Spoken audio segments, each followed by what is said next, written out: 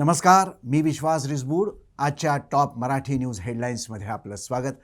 आज पुन्हा नव्या घटना, नव्या बातम्या घेऊन आपल्यासमोर आलो आहे. काल दिवसभरात ज्या काही घडामोडी घडल्या त्यामध्ये 3 महत्त्वाच्या घटना घडल्या. त्यामध्ये कर्नाटकामध्ये जे काही हिजाब प्रकरण सुरू आहे त्यावरून उच्च न्यायालयानं काल एक सुनावणी घेतली आणि त्यामध्ये एक निर्णय दिलेला आहे. त्यानंतर हिंगणघाट जळीत हत्याकांड प्रकरणी सत्र न्यायालयानं महत्त्वाचा निकाल दिलेला आहे. ती एक महत्त्वाची बातमी. आणि तिसरी महत्त्वाची बातमी म्हणजे लोकसभेच्या ज्या काही विधानसभेच्या 5 राज्यातल्या ज्या काही निवडणुका जाहीर झाल्या होत्या त्या संदर्भातल्या त्या 5 राज्यातल्या मतदानाचा पहिला टप्पा काल पार पडलेला आहे. आणि पुण्यातल्या दृष्टिकोनातून विचार केला तर पुण्यामध्ये काल भाजप आणि काँग्रेसचं मोठं आंदोलन झालं होतं. आणि नरेंद्र मोदींनी जे काही वक्तव्य केलं त्याचा निषेध काँग्रेसनं केला आणि त्याला प्रत्युत्तर म्हणून भाजपनं सुद्धा आंदोलन केलं. या सगळ्या घटनांचा आपण आज वर्तमानपत्राच्या माध्यमातून आढावा घेणार आहोत. तर सर्वप्रथम आज काही हेडलाईन्स, वेगवेगळ्या वर्तमानपत्रात आलेल्या काही हेडलाईन्स आहेत त्याची आपण आज माहिती घेऊया. सकाळमध्ये आलेली हेडलाईन म्हणजे नराधमाला मरेपर्यंत जन्मठेप. अर्थातच हिंगणघाट जळीत हत्याकांड जे झालेलं आहे त्या संदर्भातला हा निकाल आहे. लोकमतमध्ये हेडलाईन आली आहे, कर्नाटकामधील शाळा आणि महाविद्यालयांमध्ये धार्मिक पेहराव करण्यास हायकोर्टानं तूर्त बंदी घातलेली आहे.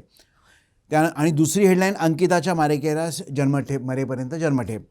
आणि अटल बोगदा गिनीज बुकात. हे एक जरा वेगळी बातमी आहे, छोटीशीच बातमी आहे पण ती थोडीशी महत्त्वाची बातमी आहे. आणि आणि दुसरी महाराष्ट्र टाइम्सला हेडलाईन आलेली आहे, कोरोना झाकोळ हटू लागला. म्हणजे कोरोनापासून हळूहळू आता आपला महाराष्ट्र किंवा एकूणच देश आता दूर होत चाललेला आहे. त्या सावटामधनं आता आपण दूर होत चाललेलो आहोत. लोकसत्तामध्ये तीच बातमी आहे, धार्मिक पेहराव नको अशा आशयाची बातमी आहे. त्यानंतर सर्वात महत्त्वाची बातमी म्हणजे लता मंगेशकरांचं जे निधन झालं त्यानंतर ज्यांच्या स्मृतीस्थळावरनं जो काही वाद निर्माण झाला होता त्यावर काल हृदयनाथ मंगेशकर यांनी आपलं मत व्यक्त केलेलं आहे. आणि त्यांनी सांगितलेलं आहे, त्यांनी आवाहन केलेलं आहे की स्मारकावरून वाद थांबवा. आणि पुण्यासाठी महत्त्वाची बातमी म्हणजे मेट्रोचं उद्घाटन पंतप्रधान मोदींच्या हस्ते लवकरच होणार आहे. या संदर्भातली बातमी आहे, त्याचा आपण सविस्तर आढावा घेऊच या. सामनामध्ये अशी बातमी आहे, मार्चमध्ये भडकणार महागाईचा वणवा. महागाई पुन्हा मार्चमध्ये भडकणार आहे असं रिझर्व्ह बँकेचे गव्हर्नर यांनी सांगितलेलं आहे. ते काय आहे आपण पाहूया. त्यानंतर प्रभातमध्ये हेडलाईन आहे, प्रभाग रचनेवर 429 हरकती झालेल्या आहेत.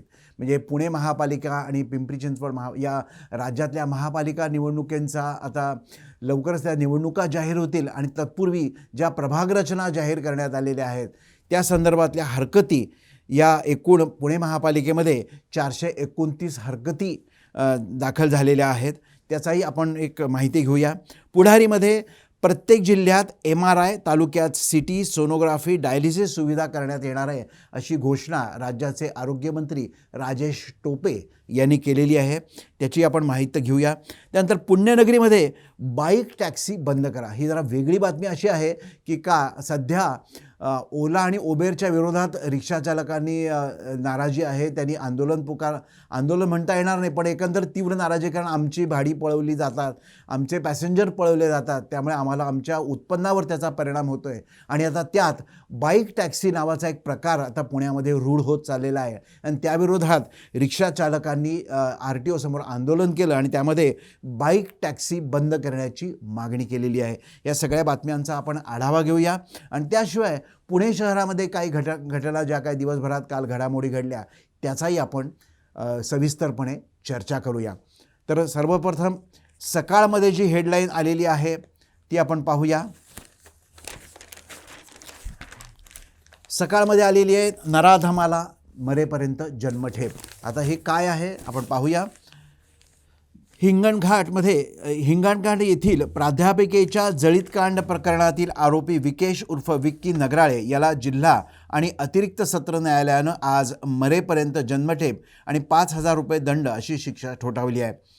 त्यानं भोगलेल्या तुरुंगवासाला या शिक्षेतून सूट मिळणार नाही असंही नमूद करण्यात आलं आहे. म्हणजे खटला चालू असेच तोपर्यंत जी काही शिक्षा तो भोगत होता त्यातून त्याला सूट मिळणार नाही आणि त्याला मरेपर्यंत जन्मठेप भोगावी लागणार आहे. आता हे सगळं चालू असताना आरोपी बचाव पक्ष आरोपी नेमका काय म्हणाला आहे, तर तो मी तिथे नव्हतोच असा त्यांनी दावा केलेला आहे.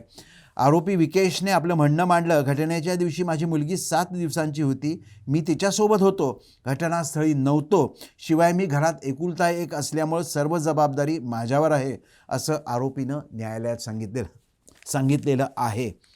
वास्तविक या सगळ्या गोष्टी गुन्हा करण्यापूर्वी त्याचा विचार करायला हवा होता. आता त्याचा विचार करून काही उपयोग नाही आहे. जी शिक्षा त्याला भोगावी लागणारच आहे.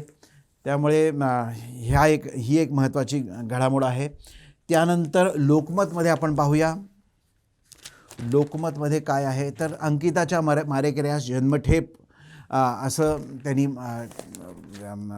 हेडलाईन दिलेली आहे. अंकिताच्या मारेकऱ्याला मरेपर्यंत जन्मठेप. याच्यातसुद्धा बचाव पक्षानं काय मुद्दे मांडले आपण बघूयात. पोलिसांनी 3 FIR केलेले आहेत. किती टक्के जळाली यावरून डॉक्टरांच्या अहवालात विसंगती आहे आणि 29 पैकी कोणत्याही साक्षीदाराची साक्ष सुसंगत नाही असं बचाव पक्षानं म्हटलेलं आहे. आणि अनेक साक्षीदार घटनास्थळी हजरच नव्हते असाही दावा बचाव पक्षानं केलेला आहे. त्यावर ॲडव्होकेट निकम यांनी काय, सरकारी पक्षाच्या वतीनं ॲडव्होकेट निकम यांनी काय मुद्दे मांडलेले आहेत. हे क्रौर्य दुर्मिळ असून त्याला मृत्यूदंडाशिवाय पर्यायी नाही, मृत्यूदंडाचीच शिक्षा द्यावी असं त्यांनी न्यायालयासमोर सांगितलेलं आहे. आणि तू मेरी नहीं तो किसी की नहीं ही वृत्ती मात्र अतिशय खतरनाक असल्याचं त्यांनी म्हटलेलं आहे. हे झालं. त्याच्यानंतर कर्नाटकातील शाळा आणि कॉलेजमध्ये धार्मिक पेहरावास हायकोर्टाकडून बंदी असं एक हेडिंग ह्या लोकमतमध्ये आहे. त्यामध्ये असं म्हटलं आहे की हिजाब बंदी विरोधातील याचिकांचा निकाल लागेपर्यंत विद्यार्थ्यांनी धार्मिक पेहराव परिधान करून महाविद्यालयात येऊ नये असे निर्देश कर्नाटक उच्च न्यायालयानं गुरुवारी दिले. या याचिकांची पुढील सुनावणी येत्या सोमवारी म्हणजे 14 तारखेला होणार आहे. आता त्यानंतर काय नेमका निर्णय लागतो हे पाहावं लागेल. आता मगाशी मी म्हटलं तुम्हाला की अटल बोगदा गिनीज बुकामध्ये आहे. वस्तुतः ही काही हेडलाईन नाही आहे, परंतु एक आपल्यासाठी म्हणून महत्त्वाचा आपल्यासाठी अभिमानाची बाब म्हणजे अटल बोगदा गिनीज बुकामध्ये त्याची नोंद झालेली आहे. आणि त्यामध्ये असं म्हटलेलं आहे की हिमाचल प्रदेशातील रोहतांग येथील अटल बोगद्याची गिनीज बुकामध्ये नोंद झाली आहे. 10,000 फूट उंचीवरून वाहतूक होणारा हा जगातील सर्वात लांब बोगदा आहे. समुद्रसपाटीपासून 10,044 फूट उंच या बोगद्याची लांबी 9.2 किलोमीटर आहे. सीमा रस्ते संघटनेनं 10 वर्षात हे काम पूर्ण केलेलं आहे. त्यामुळे ही एक आपल्यासाठी भारतीयांसाठी फार मोठी अभिमानाची गोष्ट आहे. आणि त्यानंतर ही एक वेगळी थोडीशी पुण्यासाठी महत्त्वाची बातमी मला असं वाटतं त्यासाठी बातमी की हिंजवडी नेरे दत्तवाडीतील अनधिकृत बांधकामांवर हातोडा आहे. वस्तुतः ही काही हेडलाईन होऊ शकत नाही, पण एक सर्वसामान्य नागरिकांच्या दृष्टीनं जर विचार केला तर ही अनधिकृत बांधकामं होतात तरी का, आणि ती काय एका रात्रीत होत नाहीत. मग ती होत असताना अधिकाऱ्यांचं दुर्लक्ष का होतं, याच्या पाठीमागे आर्थिक देवाणघेवाण होते का, आणि मग त्यानंतर ही संपूर्ण बांधकामं तयार झाल्यानंतर मग अधिकाऱ्यांना जाग येते किंवा PMRDAला जाग येते किंवा तत्सम त्या खात्याला जाग येते आणि मग त्याच्यावर कारवाई केली जाते. ही कारवाई केल्यानंतर मग ती बांधकामं पाडली जातात. त्यातून नैसर्गिक साधनसंपत्तीचा नाश होतो, शिवाय वेळ जातो, शक्ती खर्च होते आणि परत ही अनधिकृत बांधकामं नियमित करण्यासाठी पुन्हा आवाहन केलं जातं. हे सगळं पाहिलं असता अनधिकृत बांधकामं रोखण्यासाठी खरं तर सुरुवातीपासूनच होण्याच्या अगोदर त्याच्यावरती अटकाव केला पाहिजे. अन्यथा ही अनधिकृत बांधकामं होत राहतात आणि त्याच्यावर परत कारवाई केली जाते. हे सगळं कुठेतरी थांबलं पाहिजे. त्यानंतर महाराष्ट्र टाइम्सची हेडलाईन आहे. महाराष्ट्र टाइम्सची हेडलाईन अशी आहे की कोरोना काळ हटू लागला. कोरोना झाकोळ हटू लागला. हेडलाईन पहा, कोरोना झाकोळ हटू लागला. आता ही काय नेमकी माहिती आहे ते आपण पाहूया की केरळ आणि मिझोरामसह काही राज्यांमध्ये संसर्गाचं प्रमाण अजूनही जास्त असून ही चिंताजनक बाब असली तरी देशातील एकूणच कोरोना स्थिती आशादायक आहे. ती चांगली होत आहे अशी माहिती केंद्र सरकारच्या वतीनं गुरुवारी देण्यात आली. त्यामध्ये आणखीन असं म्हटलेलं आहे की परदेशातून येणाऱ्या प्रवाशांसाठी केंद्र सरकारनं गुरुवारी सुधारित मार्गदर्शक तत्त्व जारी केली. याद्वारे आता या प्रवाशांना 7 दिवस गृहविलगीकरण आणि 8व्या दिवशी RT-PCR चाचणीची सक्ती राहणार नाही. ही नागरिकांसाठी चांगली बातमी आहे. त्यामुळे येत्या काळात हळूहळू कोरोना झाकोळ जाईल असं एक आशादायक चित्र आहे. त्यामुळे ह्या सगळ्या कोरोनाच्या संकटातून हळूहळू आपण दूर होतोय, ही एक चांगली गोष्ट आहे. त्यानंतर लोकसत्तामध्ये अशी तीच बातमी आहे, धार्मिक पेहराव तूर्त नको.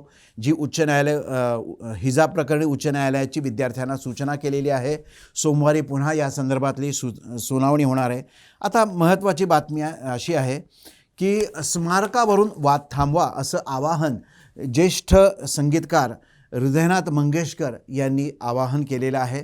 मध्यंतरी लता मंगेशकर, गानसम्राज्ञी लता मंगेशकर यांच्यावर अंत्यसंस्कार झाल्यानंतर दुसऱ्याच दिवशी लता मंगेशकरांच्या नावाने एक स्मृतिस्थळ उभारावं शिवाजी पार्कमध्ये, असं एक भाजपच्या वतीनं सुचवण्यात आलं होतं. त्याला काँग्रेसनंही एक दुजोरा दिला होता. त्यावरून जो काही राजकारण पेटलं त्यावरून आता हृदयनाथ मंगेशकरांनी आवाहन केलेलं आहे की शिवाजी पार्कमध्ये लता मंगेशकर यांचं स्मारक उभारावं अशी आमची इच्छाच नाही. त्यामुळं स्मारकावरून राजकारण थांबवा अशी विनंती संगीतकार हृदयनाथ मंगेशकर यांनी गुरुवारी एका वृत्तवाहिनीला दिलेल्या मुलाखतीत केली आहे. त्यांनी नेमकं काय म्हटलं आहे ते म्हणत आहेत की लता मंगेशकर यांच्या स्मारकावरून निरर्थक वाद सुरू आहे. हा वाद आणि राजकारण थांबवा. लता मंगेशकर संगीत महाविद्यालय स्थापन करण्यात येणार आहे. या संगीत स्मारकापेक्षा अन्य मोठं स्मारक होऊ शकत नाही असं हृदयनाथ मंगेशकर यांनी म्हटलेलं आहे. त्यामुळे या स्मारकावरनं आता खरं तर वाद थांबवण्याची गरज आहे. ही एक बातमी आहे. त्याच्यानंतर मेट्रोचं उद्घाटन, ही एक पुण्यासाठी महत्त्वाची बातमी आहे. मेट्रोचं उद्घाटन पंतप्रधान मोदींच्या हस्ते होणार आहे. 28 फेब्रुवारी किंवा 1 मार्चला कार्यक्रम होण्याची शक्यता आहे. मेट्रोचं उद्घाटन पंतप्रधान नरेंद्र मोदी यांच्या हस्ते होणार असून हा कार्यक्रम 28 फेब्रुवारी किंवा 1 मार्च रोजी होणार असल्याची माहिती समोर आलेली आहे. त्यामुळे लवकरच ही मेट्रो आता पुणेकरांच्या सेवेत होऊ शकते. आणि हा मार्ग जो असणार आहे आगामी महापालिका निवडणुकीपूर्वी वनाज ते गरवारे महाविद्यालय या दरम्यानची प्राधान्य मेट्रो मार्गिका सुरू करण्याच्या दृष्टीनं तयारी सुरू करण्यात आली आहे. त्यामुळे वनाज ते गरवारे महाविद्यालयाचा मेट्रो मार्ग आहे, हा मार्ग आता नागरिकांच्या सेवेत दाखल होणार आहे. अशी एक चांगली बातमी आहे पुणेकरांसाठी. सामनामध्ये म्हटलेलं आहे, मार्चमध्ये भडकणार महागाईचा वणवा. सर्वसामान्य नागरिक आधीच महागाईनं हैराण झाले आहेत. येत्या काळात महागाईचा वणवा आणखीनच वाढणार आहे. मार्चमध्ये महागाईचा आलेख सर्वोच्च पातळीवर पोहोचण्याची शक्यता आहे असा इशारा रिझर्व्ह बँकेच्या गव्हर्नरांनी दिलेला आहे. पहिल्या तिमाहीत 4% राहणारा महागाई दर दुसऱ्या तिमाहीत 5%वर पोहोचेल आणि महागाईचे चटके अधिक तीव्र होतील असा अंदाज त्यांनी व्यक्त केलेला आहे.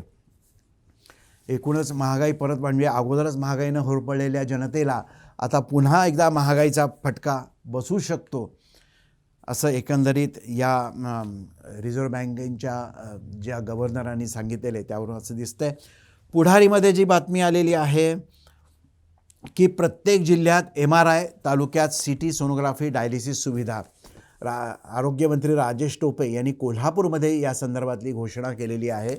त्यामध्ये असं म्हटलेलं आहे की राज्यातील प्रत्येक जिल्ह्याला MRI स्कॅनिंग तर 50 ते 100 खाटापर्यंतच्या तालुका स्तरावरील सर्वच उपजिल्हा ग्रामीण रुग्णालय आरोग्य केंद्रांना CT स्कॅन आणि डायलिसिससह सोनोग्राफीची सेवा मोफत उपलब्ध करून दिली जाणार आहे.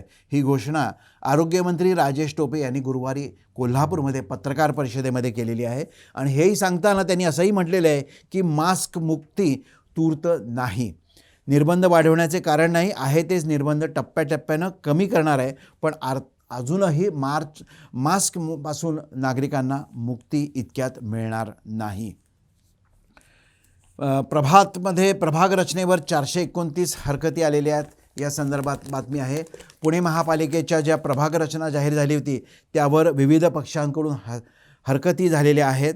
महापालिकेच्या 2022मध्ये होणाऱ्या सार्वत्रिक निवडणुकांसाठी जाहीर करण्यात आलेल्या प्रभाग रचनेवर हरकती आणि सूचना नोंदवण्यासाठी शेवटचे 2.5 दिवस राहिले आहेत. त्यामुळे नागरिकांना आता येत्या सोमवारी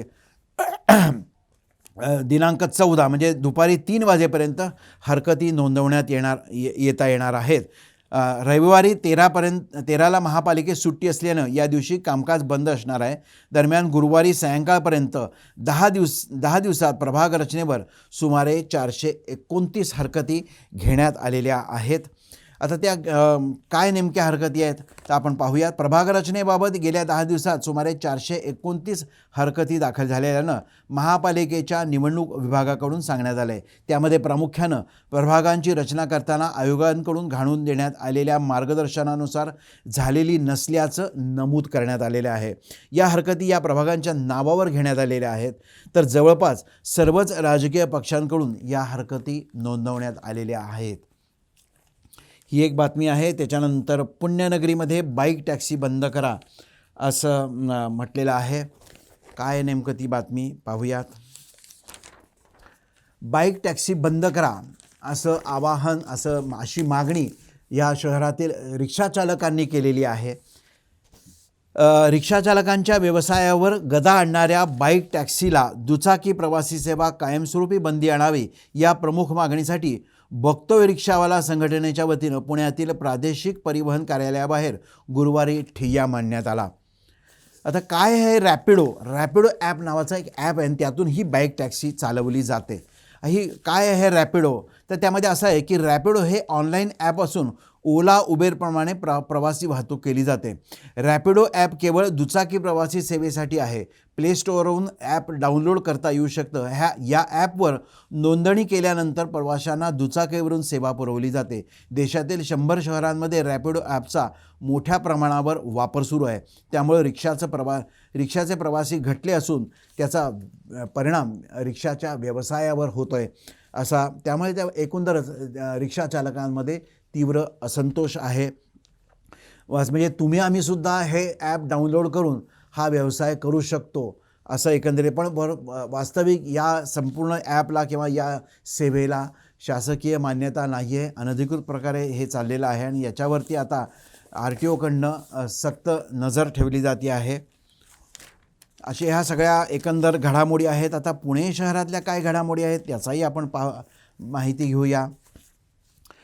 आता सर्वात महत्त्वाची बातमी म्हणजे महामेट्रोकडून नवीन 7 मार्ग प्रस्तावित करण्यात आले आहेत. सकाळच्या टुडेमध्ये महत्त्वाची बातमी आहे. त्यामध्ये पुणे महानगर क्षेत्र विकास प्राधिकरणानं L&T कंपनीकडून तयार करून घेतलेल्या सर्वंकष वाहतूक आराखड्यात सुमारे 195.26 किलोमीटर लांबीचे मेट्रो मार्ग प्रस्तावित करण्यात आले आहेत.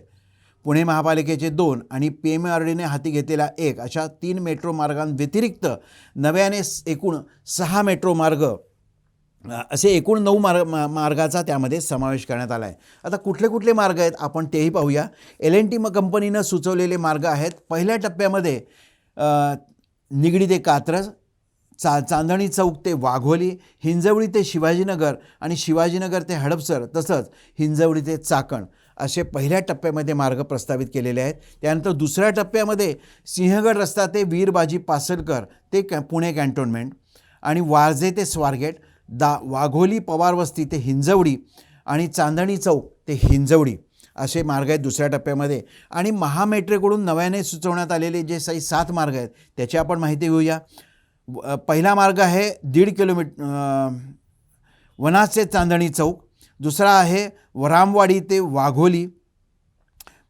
त्याच्यानंतर हडपसर ते खराडी, स्वारगेट ते हडपसर, खडकवासला ते स्वारगेट, SNDT ते वारजे आणि 36 किलोमीटर मार्गाचा जो आहे MCMTR वर्तुळाकार मार्ग असे 7 टप्पे मेट्रो मार्ग प्रस्तावित आहेत. आणि खरोखरच या सगळ्या मार्गांना जर मान्यता दिली तर लवकरच पुणे शहरामध्ये मेट्रो मार्गाचं जाळं उभारलं जाऊ शकतं आणि त्यातून पुण्यातली वाहतूक काही प्रमाणात तरी सुरळीत होऊ शकते आणि जास्तीत जास्त सार्वजनिक या मेट्रो मार्गाचा वापर नागरिक करून दुचाकी वाहनांची वापर या रस्त्यावरनं कमी होऊन आणि एकूणच जी वाहतूक कोंडी जी शहराला समस्या भेडसावते ती काही प्रमाणात कमी होऊ शकते. पुणे हॅलो पुणे म्हणजे लोकमतच्या हॅलो महापुणेमध्ये बातमी आहे की जाहीरनामा उपचारापुरताच. म्हणजे वेगवेगळ्या पक्षांकडून जे जाहीरनामे जाहीर केले जातात ते सगळे उपचारापुरते असतात. त्यातलं कुठलंही काम हे प्रत्यक्षात होत नाही असा एकंदर या बातमीचा सूर आहे. त्यामध्ये आश्वासनांचा विसर हा प्रत्येक पक्षाला पडतो. त्यामध्ये असं काय म्हटलेलं आहे की महापालिकेचं वार्षिक अंदाजपत्रक साधारण 6,000 कोटी रुपयांचं आहे. आता 5 वर्षाचा जर हिशोब केला तर 30,000 कोटी रुपये होतात. त्यातील 20,000 कोटी रुपये बांधील खर्चाचे म्हणजे कर्मचाऱ्यांचं वेतन, वीज, वाहन वगैरे यावरचं वजा केले तरी तब्बल 10,000 कोटी रुपये विकास कामांसाठी शिल्लक राहतात. आता या 10,000 कोटी रुपयांचं 5 वर्षात नेमकं काय झालं, किती जाहीरनाम्यातले किती वचनांची पूर्तता झाली याचा मात्र कुठंही हिशोब लागत नाही. आणि तीच कामं पुन्हा पुन्हा दाखल केली जातात. पुन्हा रस्ते, पाणी, वीज, गटार, पदपथ याशिवाय अन्य कोणतंही काम नगरसेवक निधीतून होताना दिसत नाही. तीच कामं पुन्हा पुन्हा असं चित्र रस्त्यानं नियमित जाणाऱ्या पुणेकरांना कायमच दिसतं. आणि याचा विचार या सगळ्या राजकीय पक्षांनी केला पाहिजे आणि नागरिकांचं जीवन सुसह्य होईल, कशा पद्धतीनं होईल अशा पद्धतीची विकास कामं या शहरामध्ये राबवली गेली पाहिजेत. सत्ताधाऱ्याकडून राबवली पाहिजेत. विरोधी पक्षांना जो काही निधी मिळतो, विरोधी पक्षाच्या नगरसेवकांना जो निधी मिळतो त्या निधीतून जास्तीत जास्त नागरिकांच्या सोयीसाठी त्याचा उपयोग केला जावा अशी एकंदर पुणेकरांची मागणी आहे. त्यानंतर दुसरी बातमी पुणे प्लसमध्ये आहे. प्रभागांची अशी तशी तीच बातमी आहे. प्रभागांचे संपूर्ण काय म्हणतो सगळ्या मोडतोड झालेली आहे आणि त्यातून या नगरसेवकांनी त्याला आक्षेप घेतलेला आहे अशी एक बातमी आहे. त्यानंतर गुड मॉर्निंग प्रभागमध्ये फारसा काही महत्त्वाची बातमी नाही आहे. पुढारीमध्ये सुद्धा काय विशेष बातमी नाही आहे. अतिक्रमण जी होतात ती सगळ्या राजकीय पक्षांच्या आशीर्वादामुळेच होतात आणि त्यामुळं परत त्याच्यावरती कारवाई करणं आणि त्याच्यावरती सगळी शक्ती खर्च करणं असं पुण्यनगरीमध्ये काही विशेष अशी काही उल्लेखनीय बातमी नाही आहे. तर हा सगळा काल ज्या काही घडामोडी गेल्या आणि त्याच्या ज्या काही बातम्या वेगवेगळ्या वर्तमानपत्रात आलेल्या होत्या त्याचा आपण आज आढावा घेतला, चर्चा केली.